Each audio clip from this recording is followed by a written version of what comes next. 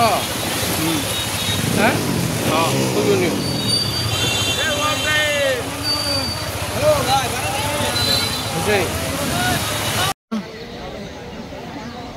এনে বাংলো কে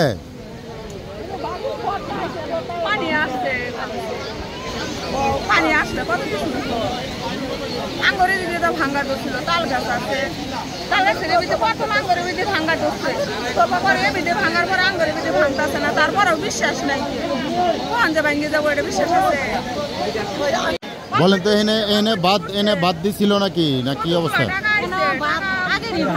কিন্তু এই বাদটা আলসি করে গাফিলিতি করে বাদটা ঠিক করে নাই অনেক দিন ধরে আপনার হয়েছে নদী বন্যা হওয়ার পরে এতদিন লাগে একটা রাস্তা ঠিক করতে তাহলে এটি গাফিলিতি না ওটা কামাই করতেছে না হ্যাঁ তাহলে এই বছরে গরিবের যে ঘর বাড়ি সম্পূর্ণ যাইতেছে ওরা তো ঠিকই বিল্ডিং করে বউ বাচ্চা নিয়ে ঠিকই সুখে থাকতেছে তাহলে গরিবের যে এত ক্ষতি কয় টাকা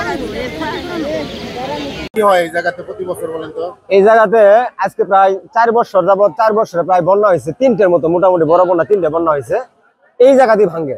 এবার মোটামুটি এই রাস্তাগুলি আশেপাশে যে ভাঙ্গাগুলি আছিল বাজেট হয়েছে, সব জায়গাতে মোটামুটি কাজ হয়েছে।